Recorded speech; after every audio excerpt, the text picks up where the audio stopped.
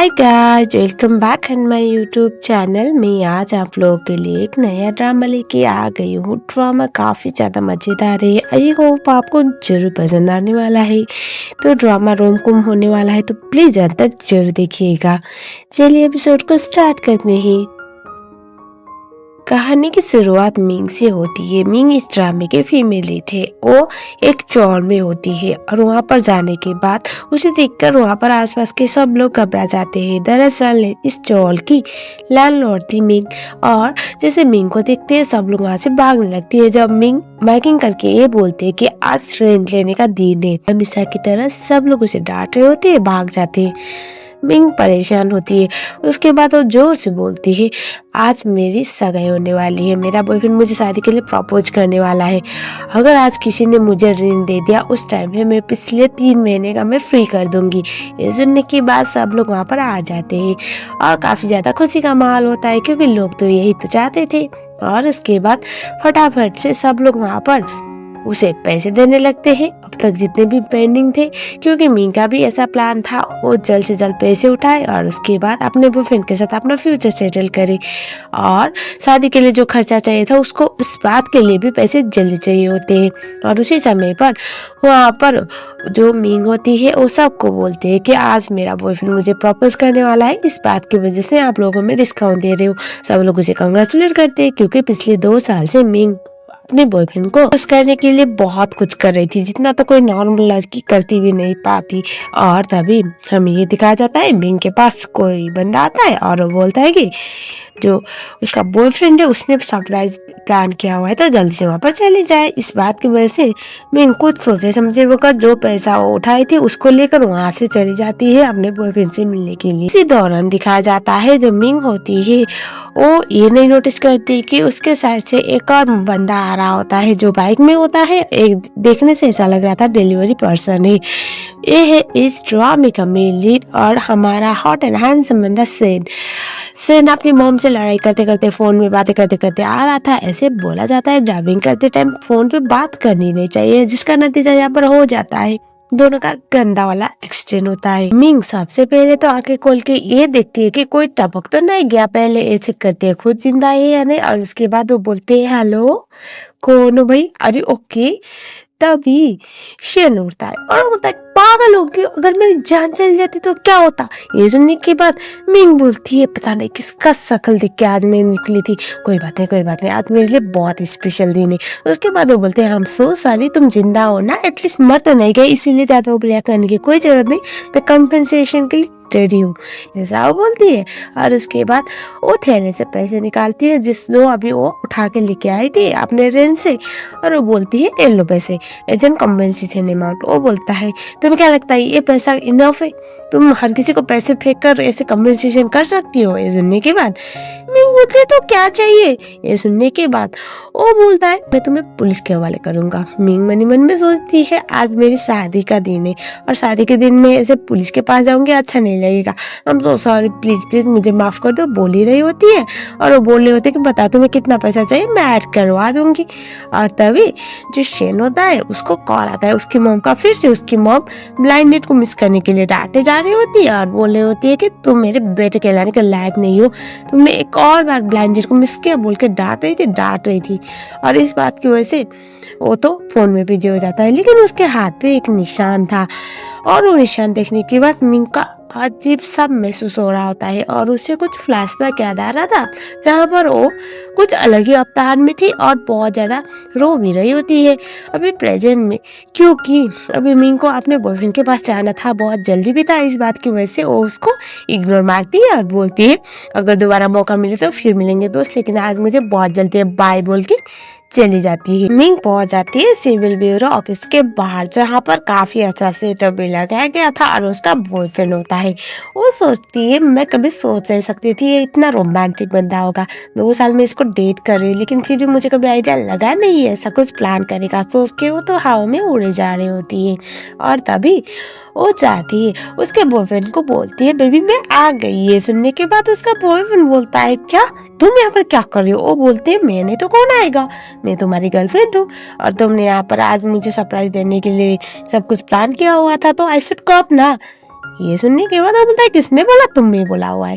वो बोलती है अब मुझसे इंतजार नहीं होता, मैंने अपने लाइफ के 2 साल गुजार दिए, अब तुम्हारा सपना मेरा है और अब तुम भी शुभ काम में देरी मत करो।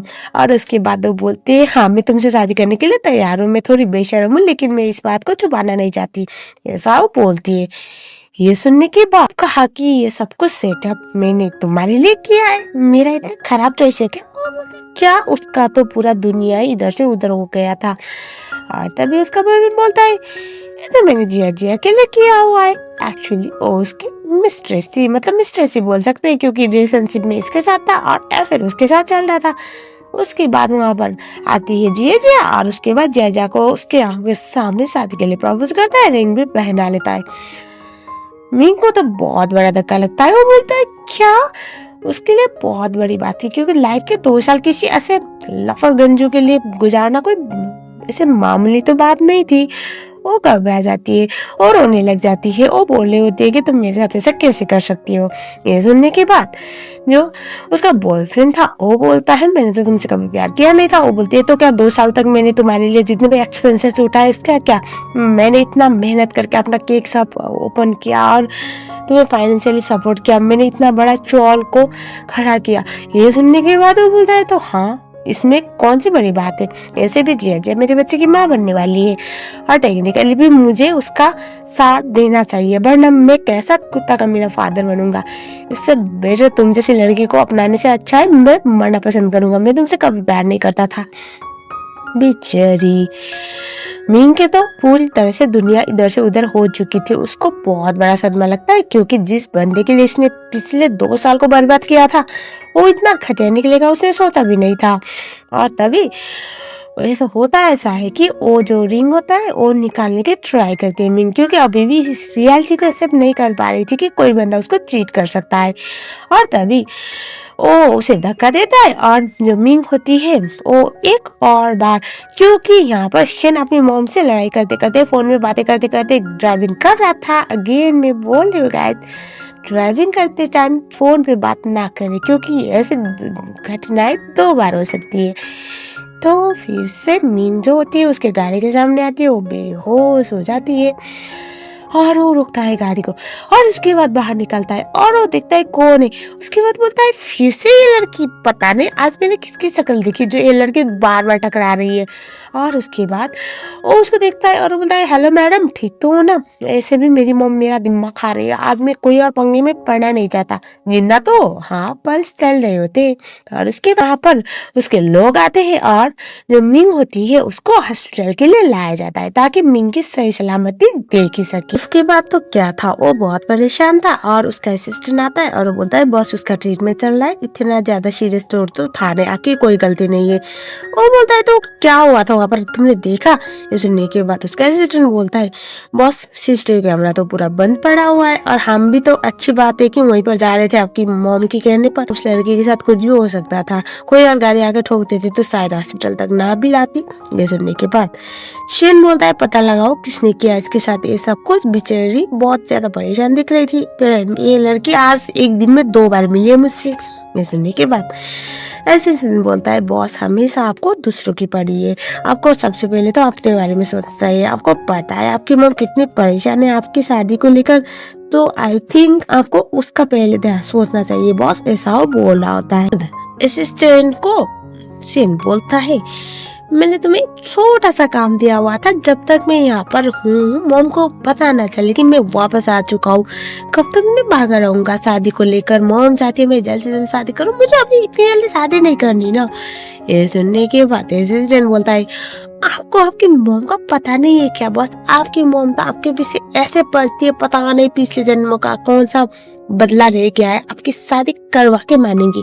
ऐसे भी कहा जाता है शादी के बाद तो हर बकरा हलाल हो ही जाता है, तो आप वो बकरे हो जिसको हलाल होने के लिए हर कोई निशाना बाज रहा है। ये सुनने के बाद उसे घूर के देखता है, वो बोलता है बॉस मैं तो आपकी मॉम की बातें कर रहा था, आई थिंक आपकी उम्र भी हो गई है, वैसे भी सुना होगा आपने 30 के बाद तो बच्चे होने में भी प्रॉब्लम होते हैं, और आपकी मॉम अगर आपका ऐसा कोई सिचुएशन जानेंगे तो बहुत बड़ा दिक्कत हो जाएगा। आई थिंक आपको शादी कर लेनी चाहिए बस। वो उसे घूर के दिखता है। उसके बाद वहाँ पर दिखाया जाता है जो मिंग होती है उसको होश आ चुका था। इस बात की वजह से वो लोग अंदर चले जाते हैं और इनका बॉक्स जो मिंग अपने बॉयफ्रेंड के लिए लेके आई थी और इनका बॉक्स डॉक्टर ने उसे दे दिया था।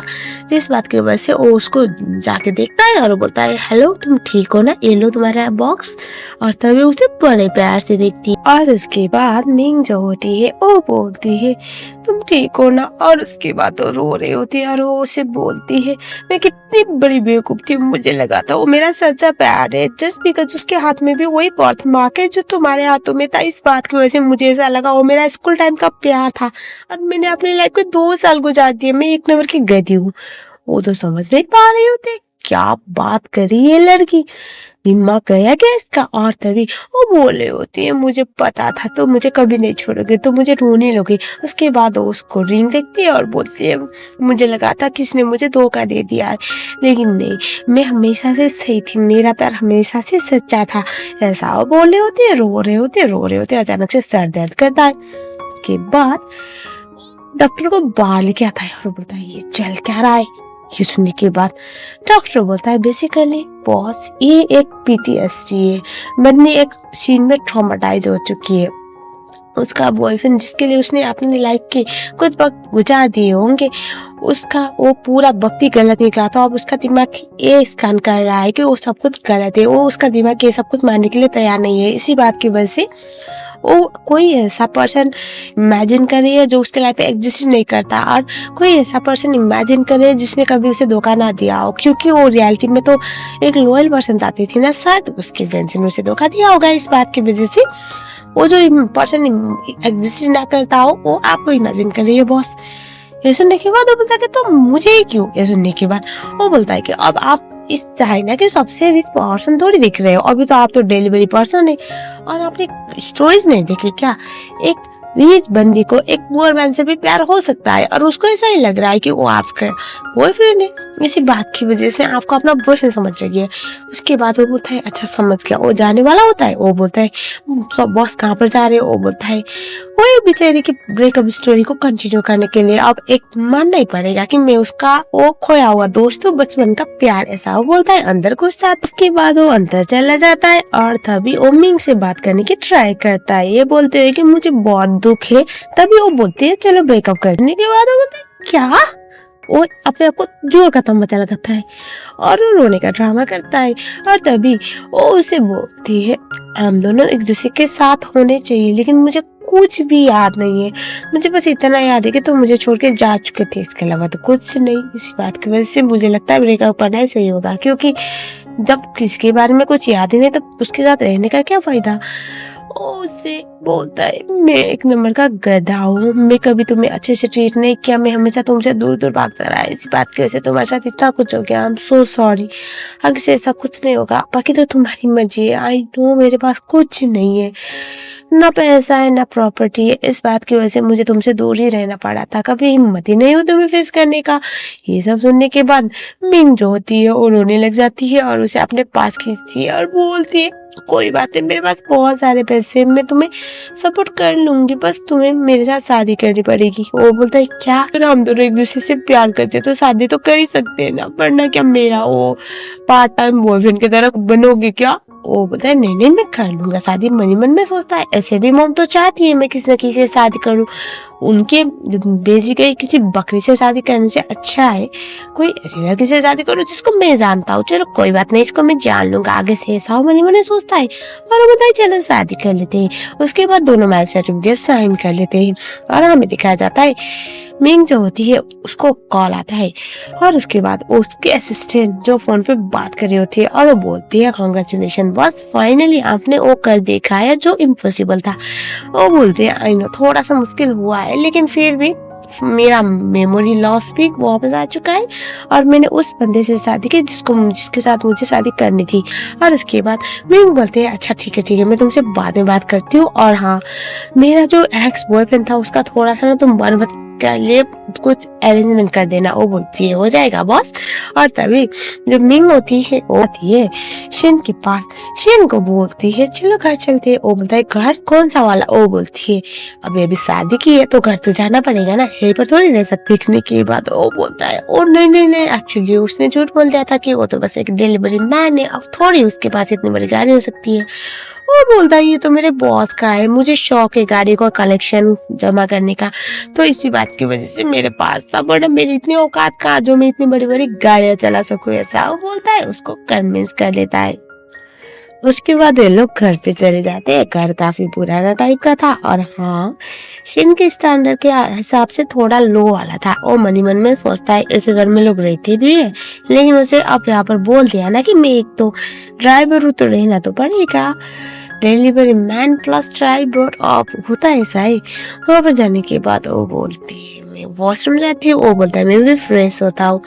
और उसके बाद वो वॉशरूम गई और तभी वो जोर से चिल्लाती है, आती है सीधा उसके गोदी में चढ़ जाती है। वो बोले होती है वहाँ पर एक बहुत बड़ा चूहा है, चूहा है, चूहा है, चूहा है बोल के वो चिल्लाई जा रही होती है। वो मन में सोचता है चूहे से तो मुझे भी डर लगता है, इन लोगों ने चूहे का मारा क्यों नहीं।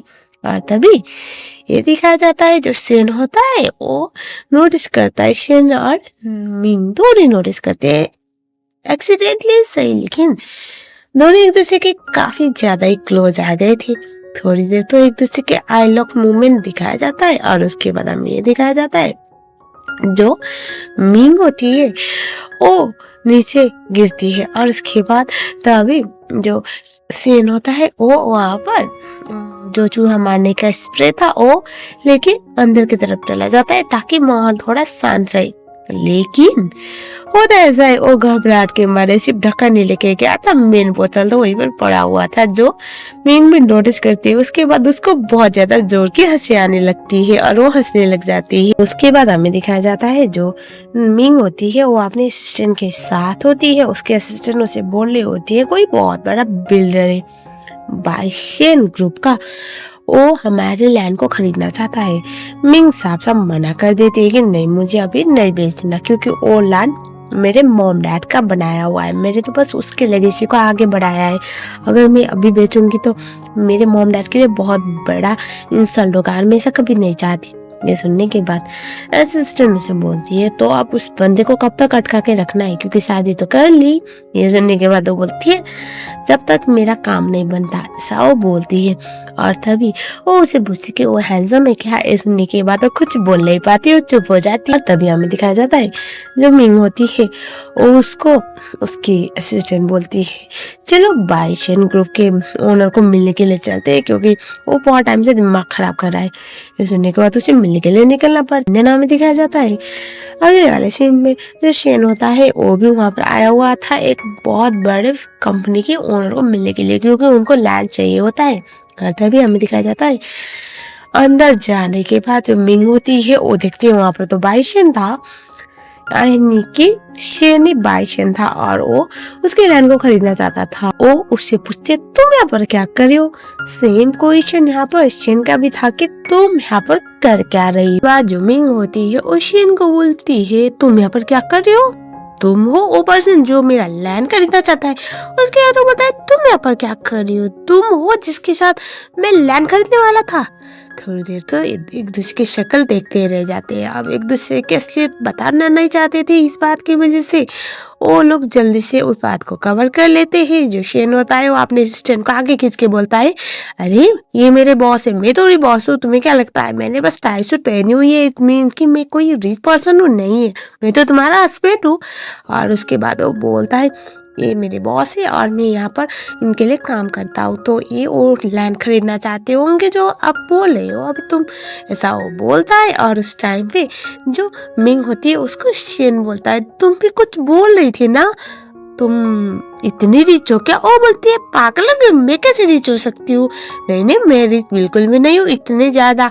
और उसके बाद वो अपने असिस्टेंट को बुलाती है और बोलती है एक्चुअली ये मेरी बॉस है और मैं इनके साथ आई हुई हूँ, क्योंकि अभी इतना ज्यादा पैसा तो है नहीं मेरे पास और अभी शादी की हुई है तो उस टाइम पे सब कुछ संभालना भी तो पड़ता है ना अभी बोल के वो तो उसका मुंह बंद करवाती है। दोनों को एक दूसरे का झूठ छुपाना था, इस बात की वजह से वो दोनों ही चुप हो जाते हैं। उसके बाद जो मिंग की असिस्टेंट थी वो बातों को समझ लेती है और वो बोलते हैं हाँ मैं अब मुझे एयरलाइन खरीदना है, तो क्या हम मीटिंग में बैठ सकते हैं। और तभी शेन अपने असिस्टेंट को इशारा करता है कि अपनी बात आगे बढ़ा। उसके बाद वहाँ पर बात के लिए बैठ जाते हैं, लेकिन यहाँ पर बात होने से ज्यादा तो इस बात की दिक्कत हो रही थी कि कहीं मिंग और शेन की असलियत एक दूसरे के सामने आ ना जाए, और वो कवर करने की ट्राई कर रहे हो। थोड़ी देर तो यहाँ पर बड़ा ऑकवर्ड और एम्बैरेस सा माहौल चलता है, और उसके बाद जो मिंग होती है और अपने असिस्टेंट को ऐसे कोने मारते हुए इशारा करती है कि बात को आगे बढ़ाओ, और शेन भी वही करता है। उसके बाद जो शेन होता है वो ऐसे बातों बातों में निकालता है, बोलता है कि क्या आपकी मैडम को ओलैंड भेजना है बॉस, अब बात करने वाले थे ना, भूल गए क्या आने के बाद।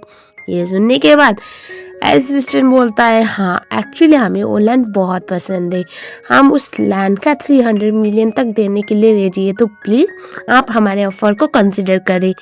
पहले मिंग बोलती है हर किस नहीं। उसके बाद सब लोग देखते हैं और मिंग को बोलता है कि तुम हो क्या लैंड ओनर। ये सुनने के बाद वो बोलती है नहीं नहीं। वो मनी मन में सोचती है मैं अपने कैरेक्टर में रह क्यों नहीं पा रही हूँ, मैं बेवकूफ क्या अपने साथ को मैं आने नहीं दे सकती। और उस बात पे वो बोलती है नहीं नहीं। और उसके बाद बातों को कवर करने के लिए असिस्टेंट बोलती है नहीं ओलन हम नहीं भेज सकते। और उस टाइम पे फिर से वो बोलता है कुछ है आपका एक प्राइस वैल्यू तो बताना। तभी असिस्टेंट जो होता है उसको शेन इशारा कर रहा होता है बात को कंफर्म करो हो पाए तो। और तभी जो शेन होता है वो समझ चुका था इन लोगों को लैंड नहीं भेजने और उल्टा इनका राज सामने आ ना जाए। इसी बात की वजह से जो शेन होता है वो मिंग को बोलता है क्या हम बात जाके बात कर सकते हैं, चलो बॉस को बात करने देते हैं मीटिंग पे, बोल के वो बाहर लेके चला जाता है। बेचारे दोनों असिस्टेंट फंस जाते हैं यहाँ पर बॉस प्रेजेंट करते करते। एंड नाम देखते हैं अगले वाले सीन में बाहर जाने के बाद सेन जो होता है वो आ रहा होता है, मिंग के हाथ से गाड़ी की चाबी गिर जाती है, वो जल्दी से उठा के पीछे करती है। और उस टाइम पे मिंग बोलती है हम घर कैसे जाएंगे। ये सुनने के बाद वो बोलता है मेरी गाड़ी है ना। वो बोलता है गाड़ी कौन सी वाली, वो झूठ बोल देता है। वहाँ पर एक बाइक था जो उसने बोला कि ये मेरी बाइक है, एक्चुअली वो उसके एक एम्प्लॉय का बाइक था, लकीली उसके पास चाबी था। वो बोलता है चलो वाइफी घर पे चलते बोल के वो बाइक पे बैठता है। और उसे पता भी नहीं था बाइक कैसे स्टार्ट करना है ये वाला, क्योंकि उसने साइकिल तक तो इस्तेमाल किया था लेकिन बाइक नहीं। और होता है ऐसा है जो मिंग होती है वो बैठती है बेचारी, वो बहुत परेशान वो बैठती है। उसके बाद हेलमेट पहनती है और भगवान से प्रे कर रही थी कि आज सही सलामत घर तक पहुंच जाओ। और उसके बाद दोनों वहां से निकल लेते। और उसके बाद घर पे जाने के बाद जो मिंग होती है वो अपना चश्मा और अपने बैग को सोफे पे रखती है। अचानक से शेन नोटिस करता है ये तो बड़ा महंगा बैग है और ब्रांडेड वाला। वो बोलता है तुम्हारे पास ये वाला पीस कहाँ से आया, ये तो काफी महंगा लग रहा है। ओ बातों को कवर करने के लिए झूठ बोल देती है कि ये तो सस्ती कॉपी है, फर्स्ट कॉपी। और तुम्हें क्या लगता है कि मेरे पास इतने पैसे होंगे जो मैं इतना ज्यादा महंगा बैग खरीदूंगी। हाँ थोड़े हैं तुम्हारे, तुमसे तो ज्यादा ही है लेकिन फिर भी इतना तो नहीं अफोर्ड कर सकती, बोल के वो बातों को कवर करती है। उसके बाद अचानक से वहाँ पर लाइट चली जाती है, वो जोर से चिल्लाती है, उसके गोदी में गिर जाती है। और जैसे लाइट वापस आई उसके बाद वो दोनों एक दूसरे के काफी ज्यादा करीब थे और दोनों ही बहुत ज्यादा अखोर सा महसूस कर रहे थे। बाद में जो मिंग होती है वो सॉरी बोलती है और वो बोलती है मुझे कॉकरोच, छिपकली और अंधेरे तीनों से डर लगता है, तो आई एम सॉरी ऐसा वो बोल देती है। शेन मनी मन में सोच रहा होता है इसके साथ यहाँ पर रहना बहुत मुश्किल है, लेकिन मुझे मॉम की बताई गई लड़की को इग्नोर करने के लिए इसको बर्दाश्त तो करना पड़ेगा। हम देखते हैं अब अगले वाले सीन में जो मिंग होती है वो एक बहुत बड़े शॉप पे गई हुई होती है, वो मॉल था। और वहाँ पर जाने के बाद वो शॉपिंग के लिए गई थी, तभी उसे पता चलता है वो एक लकी ड्रॉ विनर की कैंडिडेट बन गई थी। उसको वहाँ पर 10 एग्स को फोड़ने थे जो एक मेटालिक एग्स थे, और उसको हर एग्स में कुछ ना कुछ तो गिफ्ट मिलने वाला था। वो तो बहुत खुश होती है, फोड़ने लग जाती है, वो वहाँ पर डांस कर रही थी। और तभी शेन जो होता है ऊपर वाले सेक्शन से उसे देख रहा होता है। बाद में पता चला ये तो शेन का ही मॉल था। और उसके बाद घर पे जाने के बाद शेन अपने असिस्टेंट से फोन पे बात कर रहा होता है ऑर्डर को लेकर। तभी अचानक से सोफे से पीछे से निकलती है मिंग, बोलती है तुम वापस आ गए। वो तो डर जाता है। वो बोलता है इतने जोर से चिल्लाने की क्या जरूरत है, अगर मेरी जान चली जाएगी तो क्या होगा। ये सुनने के बाद वो बोलते हैं नहीं नहीं तुम्हें कुछ नहीं हो सकता, आई नहीं तुम बहुत स्ट्रांग हो, तुम मेरे हस्बैंड हो, तुम लूजर थोड़ी हो जो तुम्हें इजीली कुछ हो जाएगा। ये सुनने के बाद वो बोलता है इतना ज्यादा मक्खन लगाने का कोई रीजन। ये सुनने के बाद जो मिंग होती है वो बोलती है आज मेरे पास एक सरप्राइज है। पहले तो वो उसे केक लेके बोलते हैं चलो केक काटो। केक काटता है और उसे खिलाता है और उसके बाद वो बोलता है क्या था ऐसा कुछ। ये सुनने के बाद जो मिंग होती है वो बोलती है मैंने आज लकी ड्रॉ पे बहुत सारे गिफ्ट जीते और ये मेरे पास एक सेविंग कार्ड है, तुम इसका इस्तेमाल करो, अब मुझे इसकी जरूरत है नहीं। है सुनने के बाद वो बोलता है क्या। वो बोलते हैं हाँ मेरे पास जितने सेविंग्स थे वो तुम्हें ये दे रही हूँ। और ये सुनने के बाद मिंग जो होती है वो बोलती है आई नो ये घर थोड़ा पुराना है और इसमें बहुत सारे कॉकरोचेस भी है, लेकिन मैं यहाँ पर एडजस्ट कर लूंगी, मुझे नया घर नहीं लेना अभी फिलहाल के लिए। तुम ना अपना करियर बनाओ क्योंकि मैं नहीं चाहूंगी कि तुम अपने बॉस के आगे पीछे मंडराते रहो। ये सुनने के बाद उसे बहुत अच्छा लगता है। वो मन ही मन में सोचता है ये ऐसी लड़की है जो अपने शौक को छोड़कर मेरे लिए सोच रही है। और तभी उसके गाल पे किस करती है और बोलती है तुम बहुत प्यारे हो, तुम मेरे हस्बैंड हो। वो बोलता है तुम्हें डर नहीं लगता कि मैं ये लेके भाग जाऊंगा। ये सुनने के बाद जो मिंग होती है वो बोलती है मुझे पता है तुम मुझे धोखा नहीं दोगे, सबके तरह तुम नहीं हो, तुम अच्छे वाले इंसान हो और तुम मुझे बिल्कुल भी धोखा नहीं दोगे, मुझे पता है, ऐसा वो बोलती है। और वो बोलती है चलो कुछ खा लेते हैं। और तभी वो उसे बोलता है मैं तो भूल ही गया तुम्हारे लिए मैं केक लेके आया था, स्वीट केक बोल के वो छोटा सा बॉक्स देता है। वो तो इतनी खुश होती है लेके चली जाती है। और तभी शेन जो होता है उसे बहुत अच्छा लगता है। उसके बाद वो अर्जेंट कॉल करता है और वो बोलता है हर दिन ये स्वीट केक बना के रखो, मैं अपनी वाइफ के लिए लेके आऊंगा। आप ये जान सकते थे कि हम धीरे धीरे करके दोनों की लव स्टोरी चालू होने वाली। मिंग एक शॉपिंग मॉल पे गई हुई होती है और तभी हमें दिखाया जाता है वहीं पर उसका एक्स बॉयफ्रेंड आया हुआ था एलन विथ उसकी रिसेंट वाली फियेंसी। और दोनों उसको देखकर तो शौक में आने लगते हैं। पहले तो अपने पैसे और पावर का रुतबा दिखा रहे होते हैं और मिंग को ये चीज बिल्कुल पसंद नहीं आता। नॉट बिकॉज कि वो हॉट थी, लेकिन हाँ उसे मन कर रहा था इसका नाम सर फोड़ दूं, लेकिन यहाँ पर फोड़ भी नहीं सकती थी। वो उन दोनों को इग्नोर करके जाने ही वाली होती है। तभी उसका एक्स बॉयफ्रेंड उसे बोलने लगता है कि ये तो एक नंबर की मनुष्य थी, जब तक मैं इसके साथ था मैं कुछ उखाड़ ही नहीं पाया था और ये मेरे लिए बहुत ज्यादा अनलकी थी। अच्छा हुआ तुमने मुझे समझ लिया, संभाल लिया, वरना मेरा क्या होता। मिंग को इतना गुस्सा आता है वो जाती है और उसके एक्स बॉयफ्रेंड के गाल पे अपने 5 उंगली का फिंगरप्रिंट लगा देती है, मतलब एक तमाचा मारती है। ये देख के उसे बहुत गुस्सा आता है। वो चिल्लाने लगता है, जोर जोर से बोलने लगता है तुम्हें पता है मेरा बाप कौन है, मेरे ससुर जी कौन है, वो सबका नाम लेने लगता है। क्योंकि उसके हिसाब से मिंग एक बहुत ज्यादा मिडिल क्लास लड़की थी, बस वो एक चोल को ऑन करती थी और ऐसे पावरफुल लोगों में नहीं आती थी। उसे थोड़ी पता है मिंग की असलियत क्या थी, जिस बात की वजह से मिंग को भी बड़ा गुस्सा आता है। वो बोलती है चलो एक काम करो, तुम्हारे ससुर जी इतने ही रिच है तो उनको बुला लो, बुलाना जरा जरा, ऐसा वो बोलती है। और तभी जो उसका बॉयफ्रेंड था उसकी फियेंसी भी गुस्से में थी। और तभी हमें दिखाया जाता है वहां पर शेन एक बंदे के साथ मीटिंग करने के लिए आया हुआ था। मीटिंग खत्म हो गया, उसके बाद वो आया हुआ था नीचे की तरफ और उस मॉल का जो मैनेजर होता है वो नीचे की तरफ उसको छोड़ने के लिए आया था। तो उसे आके बीच में सिचुएशन को संभालना पड़ता है। जो मिंग थी उसका बॉयफ्रेंड बोलता है ये कौन है। वो बोलता है मैं इसका हस्बैंड हूँ, तुम कौन हो जो मेरी वाइफ को टच कर रहे हो, मेरे वाइफ के साथ बदतमीजी कर रहे हो, मैं तुम्हारे दांतें तोड़ दूंगा। उसे बड़ा गुस्सा आया और उसे बच्चे होने की बददुआई दे रहा होता है, उसे डांट रहा होता है कि तुम मुझे डेट कर रही थी, साथ में किसी और के साथ भी थी जो तुमने अभी इतनी जल्दी शादी कर ली। ये सुनने के बाद मिंग को तो बड़ा गुस्सा भी आता है, हंसी भी आ रही होती है, क्योंकि वो समझ चुकी थी उसका एक्स बॉयफ्रेंड इस बात से इनसिक्योर हो गया था कि इतना अच्छा गुड लुकिंग हैंडसम बंदा उसका हस्बैंड है। वो बोलती है हाँ ये मेरा हस्बैंड है, जैसे तुम बेशरम थे, मैं किसी और से शादी नहीं कर सकती थी क्या। अच्छा हुआ तुमने इसको पटा लिया और मेरा दिल तोड़ा उस दिन, वरना मैं कभी भी लाइफ में आगे ना बढ़ पाती। और ये तो दुनिया में सबसे अच्छा बंदा है, तुम क्या जानो इसके बारे में, ये मेरा हस्बैंड है, हाँ ऐसा बोल के चिल्लाने लगती है। और तभी जो मैनेजर होता है वो मिंग को पहचान चुका था, लेकिन वो कुछ बोलता उससे पहले जो हमारा बंदा था वो इशारा करता है कि उसको हेल्प करो।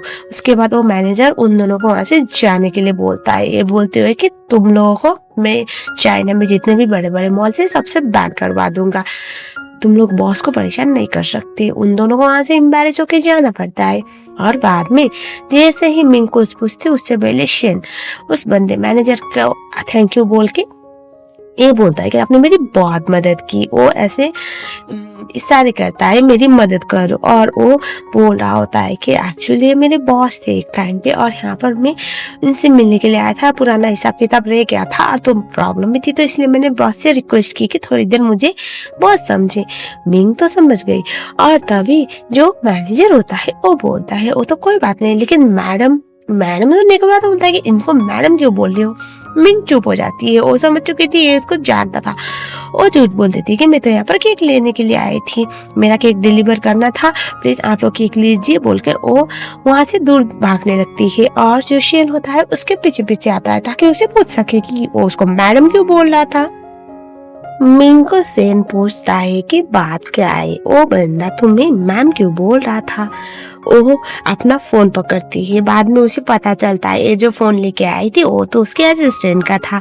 सोचती है बच गए। उसके बाद वो बोलती है एक्चुअली ऑर्डर तो मैम को लेके आना था और मैम के साथ मैं एक बार आ चुकी हूँ और उस टाइम पे मैम ने बोला नहीं था कि मैं उनके असिस्टेंट हूँ ना, इसलिए उनको ऐसा लग रहा है कि मैं ही मैम थी।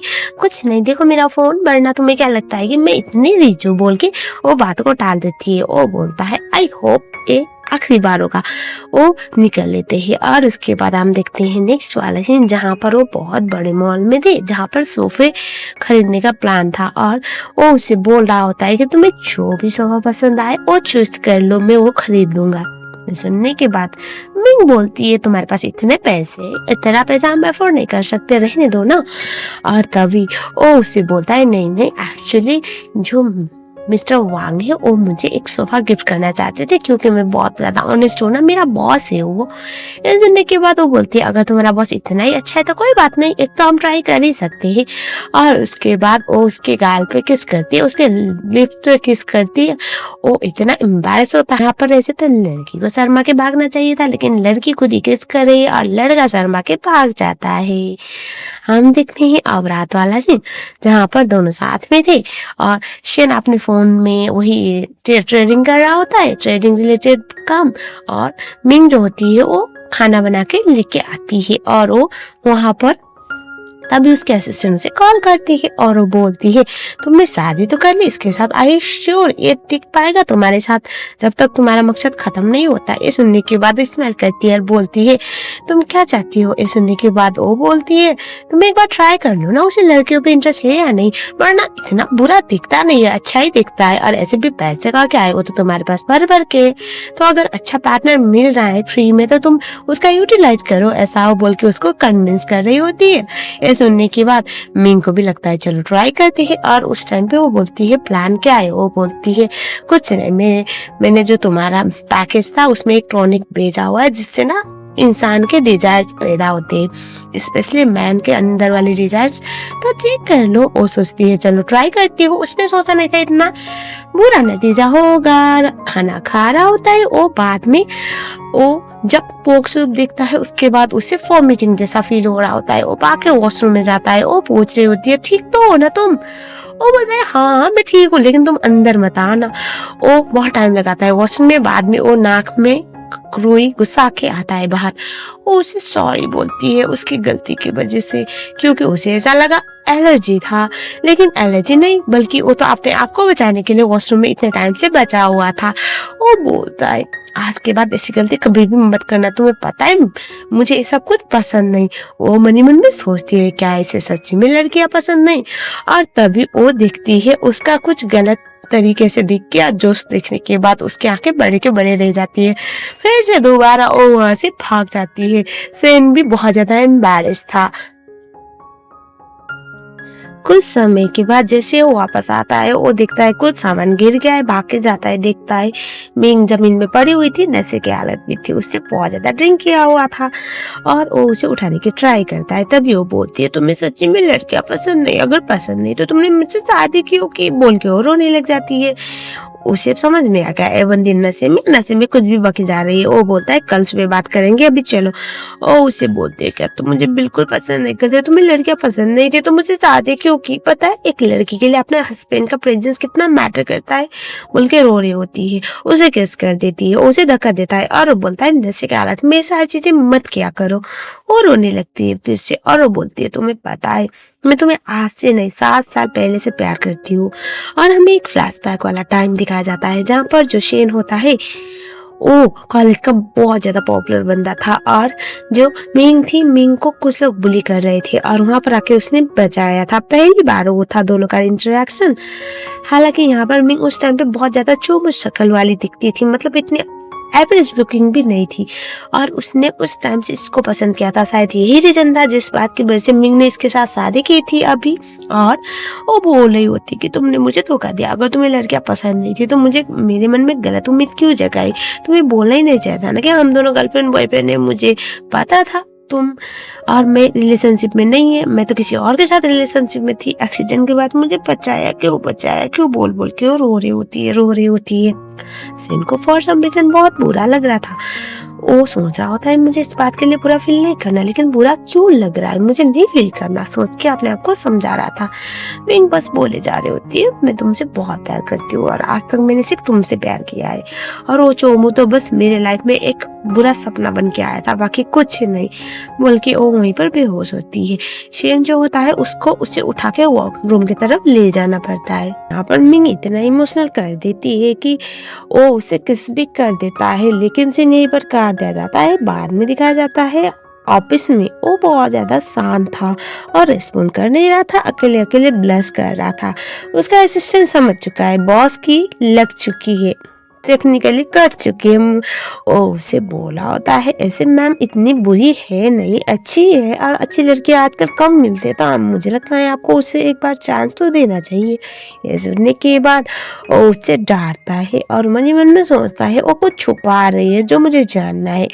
और तभी जो शेन होता है उसको उसका असिस्टेंट बोलता है जैसा भी हो लेकिन वो बुरी नहीं है और ऐसी लड़कियां आजकल थोड़ी मिलती है, बॉस आपको थोड़ा कंसीडर तो कर लेनी चाहिए, ऐसा वो बोलता है। और बोलता है और आप इतनी बड़ी बात छुपा रहे हो कि आपके पास इतना पैसा है, एटलीस्ट वो तो इतना नहीं सोचती, लेकिन आप बहुत बड़ी बात छुपा रहे हो तो then you should be alert. और उस टाइम पे हमें दिखाया जाता है अब अगले वाले सीन में जहाँ पर मिंग जो होती है वो वेट कर रही थी सेन के आने के बाद उससे नया केक जो बना के रखा हुआ था उसको टेस्ट करने के लिए बोलती है और वो कल रात के लिए सॉरी बोलती है और वो बोलती है नेक्स्ट टाइम हम अच्छे से ट्राई करेंगे। वो बोलता है तुम सोचती नहीं हो ना बोलने से पहले, वो उसे हंसते हुए बोल रही होती है कि हम दोनों मैरिड है, at that time couple relation होना नॉर्मल सी बात है ना, तो तुम इतना परेशान क्यों हो रहे हो, या फिर तुम्हें लड़कियों में इंटरेस्ट ही नहीं हो। वो चुप हो जाता है, वो मन ही मन में सोच रहा होता है ये बस मेरा पैशन टेस्ट कर रही है। और हमें दिखाया जाता है अब अगले वाले सीन में जो जिया होती है वो एक जगह पे जाती है जहाँ पर वो बहुत घबराई हुई थी। इसका नाम है मिंसी और मिंसी बहुत ज्यादा इन्फ्लुएंसर बंदी थी। उसको देखने के बाद जिया बोली होती है आप यहाँ पर क्या कर रहे हो। बाद में पता चला ये दरअसल इसकी स्टेप सिस्टर थी। और हमें ये दिखाया जाता है जो मिंसी होती है वो उसे बोलती है तुम मिंगो जानती हो। वो बोलती है हाँ पर आप बता क्यों रहे हो। एक्चुअली उसके स्टेप सिस्टर होने के बावजूद भी बहुत डरते थे क्योंकि जो जिया है वो एक एलिसमेट चाइल्ड थी। और वो उसे बोलती है तुम्हें मेरा एक काम करना है, अगर तुमने एक काम नहीं किया तो मैं तुम्हारी झूठी प्रेगनेंसी और तुम किसी और से प्रेग्नेंट हो ये बात मैं सबको एक्सपोज कर दूंगी और तुम्हारा बॉयफ्रेंड भी तुम्हारे पास नहीं रहेगा। ऐसा वो बोल के उसको ऐसे चिढ़ा रही होती है, उसको इमोशनल ब्लैकमेल करती है और वो बोलती है तुम्हें मिंग को रास्ते से हटाने में मेरी मदद करनी ही पड़ेगी। उसके बाद वो डरते हुए जाती है और उसके बाद अपने बॉयफ्रेंड को यानी कि जो मिंग है मिंग के एक्स बॉयफ्रेंड को भटकाती है। और पहले तो कन्विंस नहीं था लेकिन हमारा मजनू आवारा पागल बन के दिमाग पैदल बना के वो उस काम को करने के लिए मान जाता है। बेसिकली यहाँ पर अब मिंग को उसे हटा एक्स बॉयफ्रेंड उसके केक शॉप पे आता है और उसकी बात उसे बोलता है एक केक शॉप इलीगल है, ये ऑलरेडी तुमने मेरे पास ट्रांसफर कर दिया है तो तुम्हें ये खाली करना पड़ेगा। मिंग सोच रही थी क्या सच्ची में उसे पता भी नहीं था। वो बोलती है मुझे तुम्हारे बातों पे कोई भरोसा है नहीं, फुटो यहाँ से। वो नहीं सुन रहा होता है और तभी हमें दिखाया जाता है एक फ्लैशबैक टाइम जहाँ पर उसने धोखे से उससे वो पेपर साइन करवा लिया था, जिस बात की वजह से मिंग तो बहुत बड़ी प्रॉब्लम में फंस गई थी। लेकिन वो इतनी इजीली हार मानने वालों में से बिल्कुल भी तो नहीं थी। और हमें ये दिखाया जाता है जो मिंग होती है बड़े गुस्से में थी, इसी बात की वजह से वो एक्स बॉयफ्रेंड को कूटने लगती है। सेन का असिस्टेंट उसको सजेशन देता है कि अब आपको उनको सच बता देना चाहिए कि आप रिच हो और आप बहुत बड़ी कंपनी को ओन करती हो। और हम देखते हैं घर पे वो चला जाता है। घर पे जाने के बाद वो देखता है वहाँ पर उसने उसके लिए केक रेडी करके रखा हुआ था और वो उसे हैप्पी बर्थडे बोलती है और वो बहुत खुश हो जाता है। वो सोचता है इसको छोटी छोटी चीज़ें याद है और उसके बाद वो उसको एक मोटरसाइकिल का चाबी थमा देती है और वो बोलती है ये मेरी तरफ से तुम्हारे लिए बर्थडे गिफ्ट। मुझे पता है तुम्हें ये मोटरसाइकिल बहुत पसंद था, लास्ट टाइम जब वो दोनों साथ में थे उसने बोला था ये मेरा ड्रीम बाइक है। तो उसने अब जैसे भी करके अरेंज करके वो खरीद लिया। उसे बड़ा अच्छा लगा ये चीज़ और उसे किस कर लेता है, बहुत पैशनेटली किस करने लगता है। और वो इस वक्त ये रियलाइज कर रहा था कि वो बंदी उसके लिए है और इससे ज़्यादा उसे कुछ चाहिए नहीं। और हमें सीन काट दिया जाता है और थोड़ी देर बाद में दिखाया जाता है मिंग वापस आती है और वो उसके लिए नाश्ता रेडी कर रहा होता है। उसे इतना अच्छा लगता है, उसे पीछे से हक करती है और वो उसे बोलती है अब तो हम लीगल कपल है, तुम मुझसे प्यार करते हो मैं तुमसे प्यार करती हूँ, उस टाइम पे अब आगे का क्या प्लान है ऐसा वो पूछती है। ये सुनने के बाद वो उसे मन ही मन में बोल रहा होता है कि मुझे ये बात छुपानी नहीं चाहिए। और वो बोलता है एक्चुअली मुझे तुम्हें बहुत बड़ी बात बतानी है, अब तक तुम्हें पता नहीं है मेरे बारे में कुछ भी। वो बोलते हैं हाँ। तो तभी वो बोलने ही वाला होता है कि मैं दरअसल बहुत रिच हूँ और मेरे पास सब कुछ है जो तुम इमेजिन भी नहीं कर सकती। लेकिन तभी वहाँ पर उसकी असिस्टेंट आती है नशे में टल्ली होकर। एक्चुअली उसके बॉयफ्रेंड ने उसे धोखा दिया था, उसे छोड़ दिया था और वो बोल रही होती है कि सारे मैन चीटर्स होते हैं, इसीलिए कभी भी किसी मैन पे भरोसा मत करना और इतनी अच्छी शक्ल वाले मर्द पे भी नहीं। ऐसा शेन की तरफ इशारा करके बोल रही होती है कि इतने अच्छे दिखने वाले शक्ल वाले पे भी बिल्कुल भी भरोसा मत करना क्योंकि सिर्फ शक्ल ही अच्छी होती है, रियलिटी में ये लोग बहुत बुरे होते हैं। ऐसा बोल के वो उसे अंदर लेके चली जाती है। और तभी जो मिंग होती है वो तो वहाँ से चली गई। शेन तो कन्फ्यूजन में रह जाता है कि उसको दिल की बात बतानी थी या नहीं, और बताए तो भी कैसे बताए, क्यों बताए। और वो डर रहा था कि अगर उसने सच बता दिया कि उसने इतनी बड़ी बात छुपाई थी और उसे छोड़ के ना जाए, इसीलिए वो घबरा जाए। और हमें दिखाया जाता है अगले वाले सीन में जो मिंग होती है वो एक मॉल में गई हुई होती है, वहाँ पर वो बातें कर रही होती है और वहीं पर आती है और उसके बाद जो उसकी सौतन है उसके साथ लड़ाई करने लग जाती है। और हमें ये दिखाया जाता है जो जिया है, जिया के साथ ही मिंग से भी होती है। और हमें ये दिखाया जाता है वहाँ पर जो मिंग है वो उसका मुंह तोड़कर वहाँ से निकल लेती है। बाहर सेन उसे लेने के लिए आया हुआ था। सेन को वो एक छोटा सा वॉच गिफ्ट करती है जो बहुत प्यारा भी था, उसे बहुत अच्छा लगता है। वो डिसाइड करता है बहुत जल्दी इसको सच बताना पड़ेगा क्योंकि जब एक रिलेशनशिप असलियत में बदल जाता है, फेक रिलेशनशिप, तो उस टाइम पे इतना छुपाना सही नहीं था।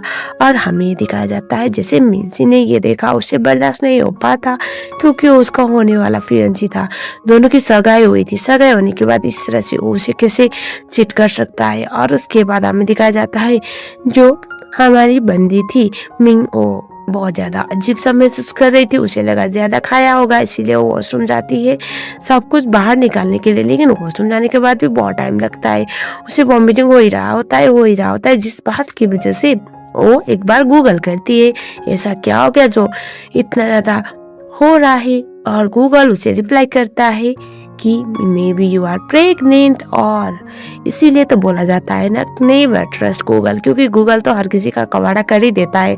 और उसके बाद वो सबसे पहले तो जाती है और उसके बाद प्रेगनेंसी किट मंगवाती है अपने असिस्टेंट से, और वो प्रेगनेंसी किट टेस्ट भी करवाती है। वो बाहर आती है, उससे पहले हमें दिखाया जाता है वहाँ पर शेन आता है। शेन असिस्टेंट को पूछता है तुम यहाँ पर क्या कर रही हो, तभी वो कुछ बोलती, उससे पहले वहाँ पर आती है शेन की मॉम।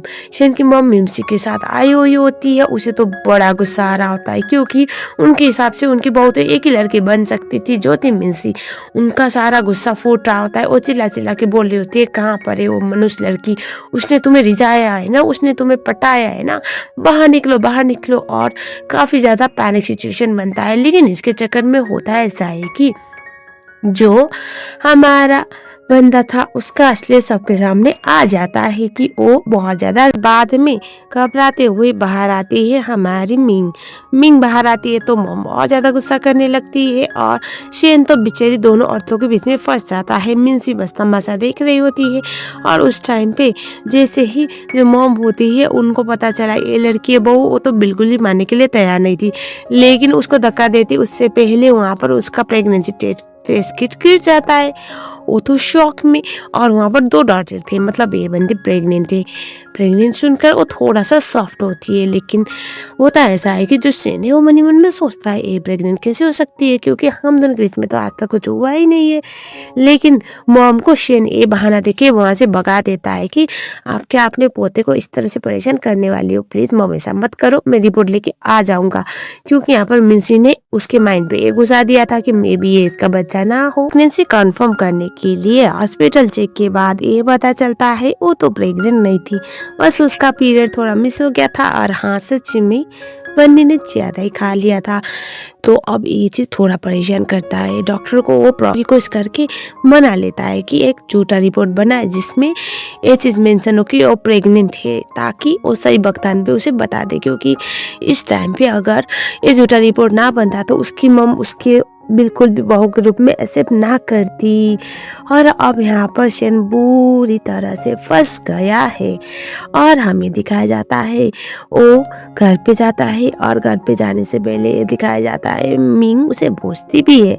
वो कुछ बताता उससे पहले एक कैरेक्टर आता है। यहाँ पर उसकी असिस्टेंट लेके आती है, और ये उसका स्कूल टाइम से ही उससे वो भाई बोला करती थी। और वो उसको देखने के बाद वो बहुत खुश होती है और अपने हस्बैंड को इंट्रोड्यूस करवाती है अपने भाई के सामने। ये देखे तो वो तो और ज़्यादा परेशान होता है कि शुड ही टेल और नॉट। और उसके बाद हमें ये दिखाया जाता है सीन होता है वो रात को घर पर मिंग के पास जाता है, उसे बताना चाहता था प्रेगनेंसी को लेकर। लेकिन यहाँ पर वो इतनी खुश थी वो कुछ बोल नहीं पाता। वो बस इतना पूछता है कि अगर कोई तुम्हें झूठ बोला ऐसा लगे तुम्हें तो तुम क्या करोगी। ये सुनने की बात वो कुछ बोलती नहीं, वो बोलती है डिपेंड करता है झूठ कितना बड़ा है। तो उसने भी बोला था कि उसके पास बिल्कुल भी पैसे नहीं है, तो इसी बात की वजह से वो थोड़ी सी घबराई हुई थी। और वो ज़्यादा बात करता उससे पहले पेट दर्द का बहाना करके वहाँ से निकल लेती है। और हमें दिखाया जाता है और अपना सामान पैकिंग कर रही होती है कि एक शॉप में थोड़े से, तभी वहाँ पर आता है उसका भाई। और उसके बाद वहाँ पर वो सब कुछ अरेंज करवाने में हेल्प करता है। बहुत सारे महंगे महंगे तोहफे उसके लिए लेके आया था ताकि उसके बेबी और उसका अच्छे से ख्याल रखा जा सके, क्योंकि इतनी ज़्यादा ऑयल सेटल होने के बावजूद भी वो अपने घर में वापस जा नहीं सकती थी due to some security reason. क्योंकि सबको ऐसा लगता था उसके पेरेंट्स को किसी ने मारा है और इसको भी बहुत जल्द कोई मार देगा। और इसी बात की वजह से इतने समय से आइडेंटिटी छुपा के बैठी हुई थी। उसे समझा रहा होता है कि अपना ख्याल रखा करो। ये सुनने के बाद उसे तो बहुत ज़्यादा परेशानी होने लगती है। वो बोलते नहीं तुम्हें सब कुछ करने की ज़रूरत नहीं है, क्योंकि मेरे पास मेरा बॉयफ्रेंड है। वो बोलती है मेरे पास मेरा हस्बैंड है, लेकिन वो सुनने के लिए तैयार नहीं था। वो तो उसे कंटिन्यूसली यही बोला जा रहा होता है कि तुम्हें अपना ख्याल रखना चाहिए, तुम्हारा हस्बैंड अगर इतना रिस्पॉन्सिबल है तो उस टाइम पे तुम्हें किसी भी कीमत उसे बोला होता है। अगर तुम्हारा हस्बैंड इतना ज़्यादा रिस्पॉन्सिबल था तो यहाँ पर क्यों नहीं है। उसे अच्छा नहीं लगता। वो उसे बोलती है कि नहीं वो बहुत ज़्यादा अंडरस्टैंडिंग है, और जिस बंदे ने मुझे चीट किया था उस बंदे के सामने तो उसने उसकी खाट खड़ी कर उसके टांगे तोड़ दी थी और वो बिल्कुल भी उसके बारे में उल्टी सीधी बातें सुनने के लिए तैयार नहीं थी। ये देख के तो उसे थोड़ा सा फिर लगता है। वो उसे बोलता है कि मुझे उसके बारे में पता तो लगाना पड़ेगा, क्योंकि कोई भी लड़की इतना ज़्यादा किसी बंदे के लिए पागल हुए जा रहे तो उसके लिए प्रॉब्लम तो थी। एंड में हमें दिखाया जाता है जो शेन होता है वो अपने मॉम के पास जाता है और रिपोर्ट दिखाता है। रिपोर्ट में प्रेगनेंसी पॉजिटिव थी। एक्चुअली उसने ये सब कुछ जो अपनी मॉम की वजह से ही तो बोला था, वरना वो शादी को बिल्कुल भी एक्सेप्ट ना करती और वो बहुत खुश हो रही होती है। शेन ये बोल के चला जाता है कि अब आप मुझे किसी के साथ भी शादी करने के लिए फोर्स नहीं कर सकती मॉम, और उनको मानना पड़ता है। अब क्या ही करती आंटी जी।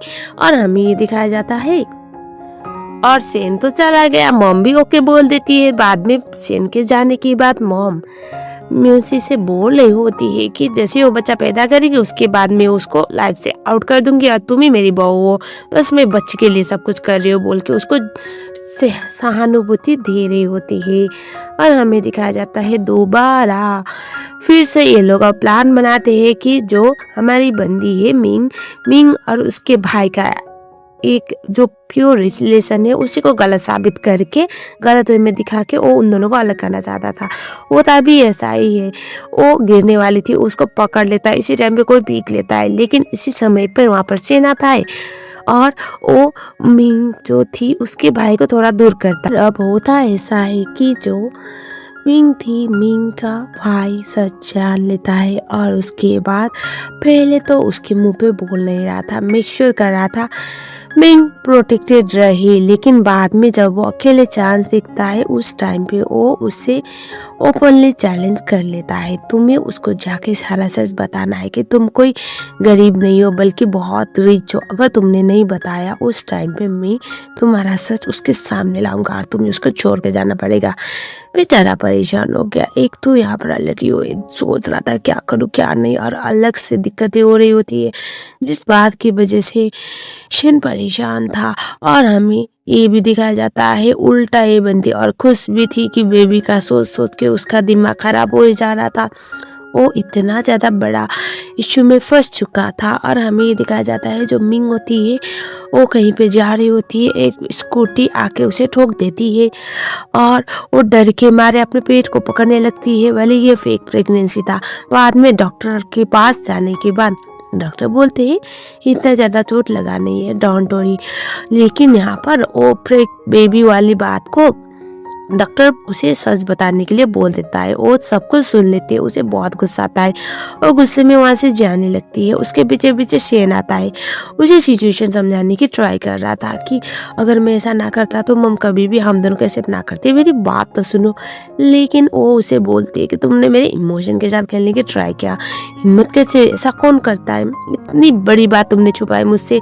और इस तरह से बोल के उससे बहुत ज़्यादा गुस्सा कर रही थी, जो गुस्सा करना उसका लाजमी भी। और हमें दिखाया जाता है अब जो मिंग होती है वो बहुत बड़ी प्रॉब्लम में फंस चुकी थी, क्योंकि उसके मदर इन लॉ और मिंग सी ने मिलकर एक छोटा सा पंगा करवा दिया था।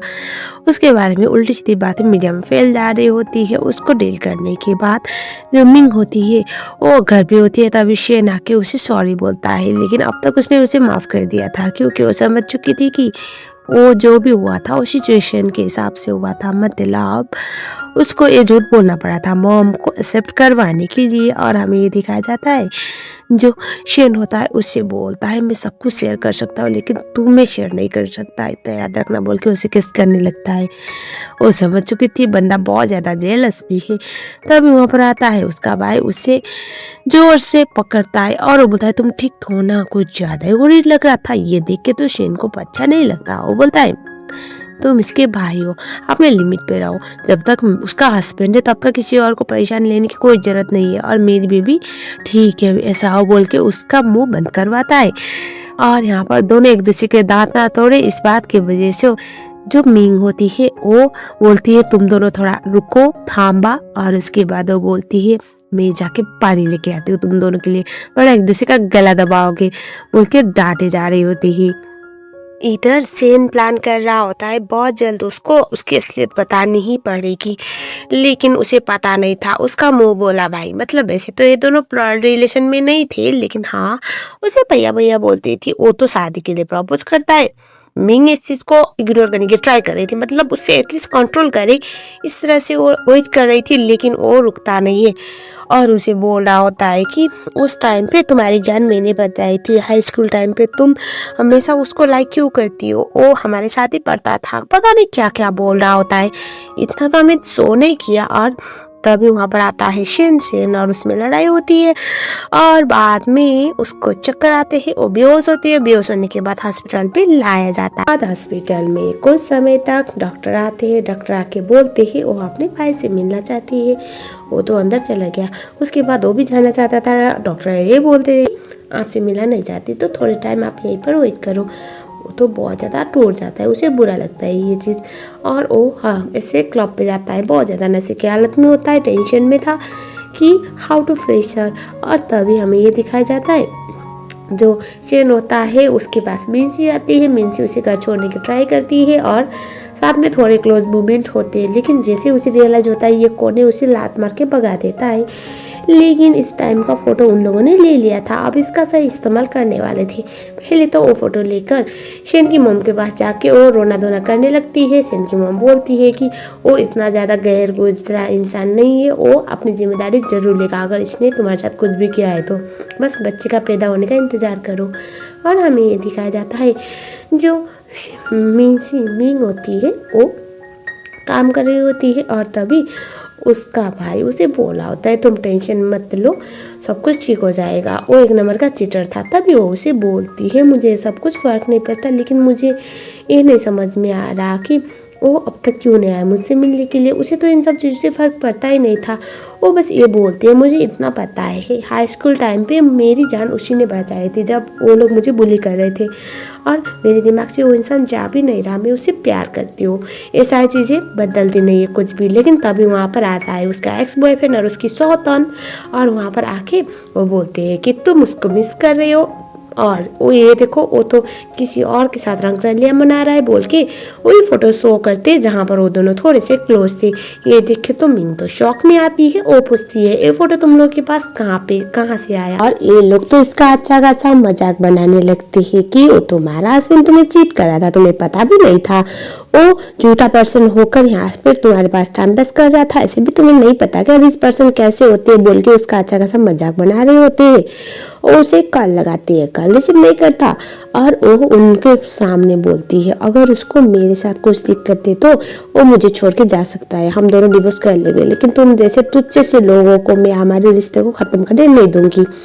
और वो तभी होता ऐसा है जो मिंग होती है वो बोलती है मेरा तो ठीक है, लेकिन तुम्हारा क्या, तुम्हारी गर्लफ्रेंड सच में तुम्हारी बच्चे से प्रेग्नेंट है क्या, पता कर लेना। और उस टाइम पे जो मिंग का भाई होता है वो उसे बता देता है ये तो ऑलरेडी मैरिड थी, 18 साल की उम्र में इसने एक बुढ़े आदमी से शादी की थी जिसकी बड़ी बेटी थी, तो तुम्हें लगता है कि ये तुम्हारे लिए, ओ तुम इतनी बड़ी स्टूपिड हो, तुमने इसको छोड़ के इसको चूज किया बोल के हंसने लग जाती है। और तभी वो उसे बोलता है क्या, तभी वो उसे फोटोज दिखाता है, ये देख के तो उसे इतना गुस्सा आया, सच्ची में ये बंदी उसके साथ प्रेग्नेंट थी। उसको जोर का तमाचा लगाता है, दोनों में लड़ाई होती है, लड़ाई होने की वजह से उसका पेट दर्द होने लगता है, उसको हॉस्पिटल पे लेके चला जाता है। शेन वहाँ पर भाग के आता है, मिंग को बोलता है तुम ठीक हो ना, वो बोलती है मैं तो ठीक हूँ, लेकिन शायद उसका बच्चा जिया का बच्चा बच नहीं पाया। और ये सुनने का तो बोलता है एटलीस्ट तुम ठीक हो, मेरे लिए वही बड़ी बात है। उनको कर्मा की सजा मिली है, कर्मा उनको उन्होंने जो काम किए थे उसी का सजा मिला है। तभी वो उसे बोलती है बाकी सब छोड़ो, तुम्हारा बताओ तुम कहाँ पर थे। ये सुनने के बाद वो उसे कुछ बोलता है, उससे पहले फिर से बोलते हैं मैं तुम्हें हर चीज़ के लिए माफ़ कर सकती हूँ, लेकिन धोखे के लिए नहीं और चीटिंग के लिए नहीं। मुझे बताओ कल तुम कहाँ पर थे। वो उससे बोलता है मैं कल थोड़ा ड्रिंक कर लिया था, मैं बार में था। वो बोलती है मैं हॉस्पिटल में एडमिटेड थी और तुम बार में थे। ये सुनने के बाद वो उसे ये एक्सप्लेन कर नहीं पाता वो क्यों था बार में, उसे गुस्सा आ गया था, उसे बुरा लगा था, वो हर्ट था। और तभी वो उसे बोलता है अगर तुम सच्ची में जानना चाहते हो तो मैं उसको कॉल करके अभी बताऊंगा, हम दोनों के बीच में कुछ नहीं है। दरअसल हुआ ये था कि मिंग ने वो फोटो उसको दिखा दिया था और इसका नतीजा होता ऐसा है। वहाँ पर तभी जिया आती है, उसको स्टॉप करने वाली थी, स्टॉप करने के लिए बचाने के लिए जिया को तो रोक लेता है, लेकिन मिंग का सर टकराता है सीधा दीवार पे टकराने की वजह से वो बेहोश हो जाती है। उसके बाद दोबारा उसको डॉक्टर को दिखाना पड़ता है। पता नहीं ये लड़की कितनी बार इसका सर तो होता ऐसा है। अब यहाँ पर इसका सर तो सबके सामने आ गया और तभी उसको सजेशन दिया जा रहा होता है। अब उसको जल्दी से जल्दी जाकर मिंग को सब कुछ सच बताना पड़ेगा। मिंग सब कुछ सुन लेती है और वो उसके पास आती है और वो बोलती है तुम्हारे पास सच में इतना पैसा है। वो कुछ बोल नहीं पाता और उसके बाद वो उसे बोलती है मुझे ये सब कुछ तो फर्क नहीं पड़ता, लेकिन इस फोटो का क्या। वो फोटो दिखा के बोलता है। वो कुछ बोल नहीं पाता क्योंकि कल रात इतना उसे याद था नहीं। वो उसे बोलती है ऐसे भी तुम्हारी माँ मुझे पसंद नहीं करती, उसे डिवोर्स वो नहीं मानता। वो बोल रहा होता है कि मैं तुम्हें कभी नहीं छोड़ूंगा। ये सुनने के बाद मिंग बोलती है नहीं तुम्हें छोड़ना पड़ेगा। तभी मॉम आती है। मॉम जोर का तमाचा लगाती है मिंग को और उसे मनुष्य बोलने होती है।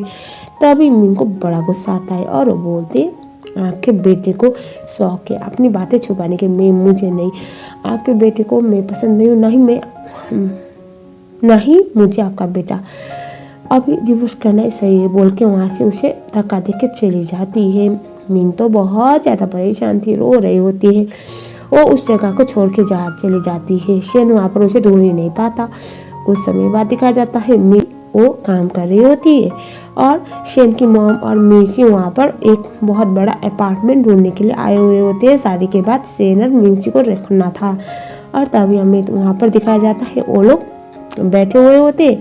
वो एक होम को खरीदना चाहते थे लेकिन वो ऑलरेडी सोल्ड आउट था। ये सुनने के बाद वो बोलते कि इस शहर में कौन है जो इतना महंगा घर खरीद चुका है, एक काम करो हम डबल पेमेंट देंगे। वहाँ पर जो एम्प्लॉय थी वो बोलते हैं नहीं ये तो एक स्पेशल पर्सन ने खरीदा हुआ है।